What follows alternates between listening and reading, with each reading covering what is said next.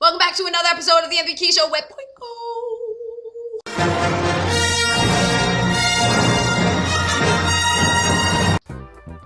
My name is McKee, and today is Wednesday. Normally on my radio show, Wednesday is Hump Day, which means that I talk about sex and or relationships.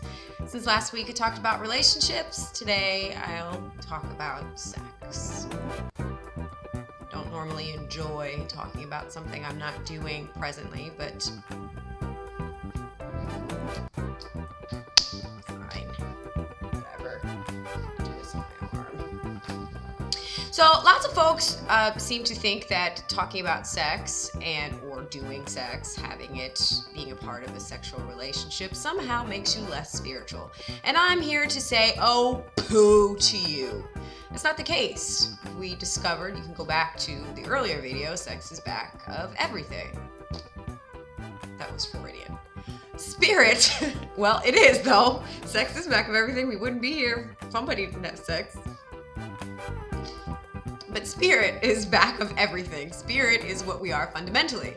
And so all the ways that spirit manifests, including our sexuality, is part of our spirituality. I think because we don't understand that is why we get into such dastardly things in our love lives, because we make sexuality and spirituality separate when in reality they are very finely meshed. And if you get a moment, you can pick up this very small copy, this really small book called The Science of the Mind, the complete edition by Ernest Holmes, and he talks a lot about, well, he talks some about sex and sexuality and passion and all of that stuff and how we got it fucked up. So this is a good resource. I'm not digging into it today because it is a little hefty, a little deep. Fun. Should you find the I don't know, you inspired, you can look that up. It is on Kindle and it's on iBooks. You can go to your local retailer to pick it up, but you will need a wheelbarrow. I want to keep today light. I do want to have some fun. I do want us to persistently reframe the conversations we're having with ourselves. And maybe we should reframe the conversation we're having with ourselves about sexting. You know, sexting, that thing that happens when two people have phones and they text each other sexy, supposedly sexy things. I think it's the least sexy thing that two people can do with a phone, but that's none of my business. Who am I to judge? I don't like sexting. I don't like it because texting is already bad enough because I tell some priceless jokes in my head, and once they get to the person that it was intended, the joke doesn't play out. It's always like, what exactly did you mean by that? So just imagine that with something as supposedly as passionate as sexting. God.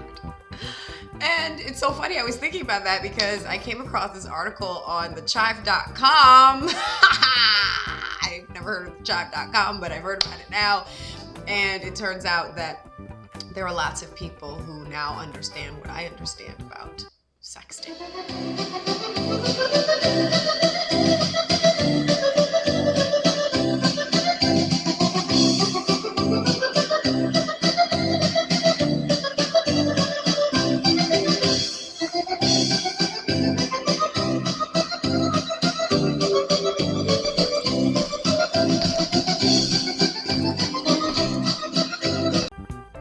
So, considering that this whole entire series is about reframing the conversations we have with ourselves, and today is Wednesday, it's Hump Day, you got yourself a good laugh, and you're also starting to rethink how you go about your sexting practice, hopefully the world will somehow become a better place. You might also want to recheck the numbers that you sext people with.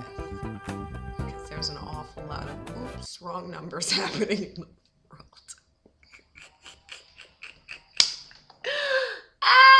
That's it for today. I will see you tomorrow. Tomorrow is the Dude's Dish. If you have a question that you would like for me to answer for the Dude's Dish, if you're a dude, you can email me at envy@envymckee.com. I'll see you mañana. Peace.